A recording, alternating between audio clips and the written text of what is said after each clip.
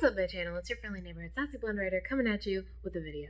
So you'll notice I'm in a different location than I have been for a little bit. The reason why is because, well, to be perfectly honest, with all the stuff going on in the world, and I also have a lot of, with all the family stuff I have going on as well, a lot of personal stuff going on, I'm going to be taking a teeny tiny itsy bitsy little break from posting regularly. I'm definitely going to take a break from posting all those planned out videos, like the different breakdowns and whatnot that I have been doing, like the breakdown of history genre, just so I can kind of get my affairs in order. This is all in the interest of not burning myself out, because I tend to burn the candle at both ends. It never really ends well for me. So I figured I would kind of take this time, especially since there's a lot of things that I can do to manage my burnout, my feelings, my well-being, and practice self-care, take things off of my plate that don't need to be there, and kind of wait until I'm ready emotionally, schedule-wise, and have the bandwidth to handle those types of things. Some of you may be wondering, why am I making a video about this when I could just not post anything for a little bit? And part of the reason I want to talk about this for a second is because there is a culture of it, specifically in authortube, but I think just among writers in general, any creative endeavor really, where there's just a culture to basically work yourself till you're burned out to a crisp. And I don't think that's sustainable, but I don't think that's right. I think it's very dangerous to encourage people to push themselves as hard as they possibly can, because, I mean, if somebody's hobby was yoga and they broke their wrist, would you continue to tell them to do yoga? No, you tell them to take time off or take it easy. So why can't other creative endeavors or creative hobbies or creative lifestyles be the same way? That being said, any of my posts going forward for a little bit are going to be accountability vlogs. I might try to limit to posting vlogs like every other week, which I feel like the algorithm is going to get mad at me about. But you know what? I've been posting consistently for like over a year now. So I don't care if the algorithm likes me. I got bigger fish to fry than YouTube, and yeah, so here we are. But I do enjoy making these videos, so that's why I kind of want to continue. With regards to writing at least once a week, I haven't been good about that, and I know this, and that's fine. So, but I do want to hold myself accountable, which is important when you're trying to achieve your goals, but I just don't think I can split my focus. But yeah, it's totally fine. Life happens. So yeah, let's talk about burnout. Burnout it happens when you push yourself too hard, or you're being pushed too hard and it's out of your control.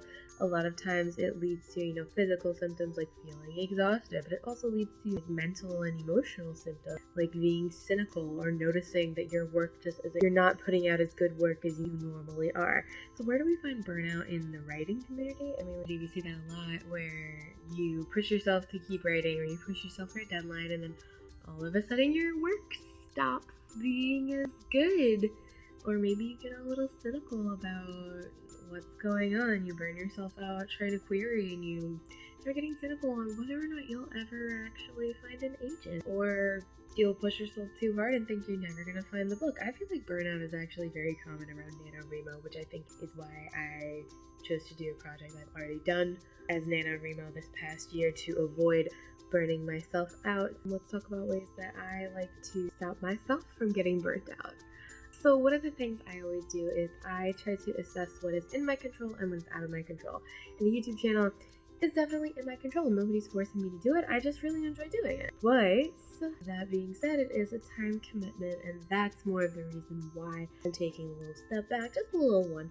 I'm sure I'll be back with your regular content in a couple of months. I just need some time to get life together. The way I like to take care of myself is by disconnecting, and of course, you have an authortube channel, it's a bit hard to disconnect from things when you have to constantly upload videos and do this and do that and use correct hashtags or follow trends so that way people watch your videos. And I'm just, I'm at a point right now where I don't want to have to do that. I really don't. Another way I like to take care of myself is by painting. As you see there, the painting little painting thingies that I did. So that is some creative self-care. I've recently been disconnecting by playing Paper Mario and doing some needlepoint. Another thing I like to do for stress management is to take care of my plants. I have a lot of plants, a little herb garden, and my windowsill is basically a jungle. That's one of the things that I've been doing to kind of de-stress. It's funny, most people really try to stop taking care of things to de-stress, and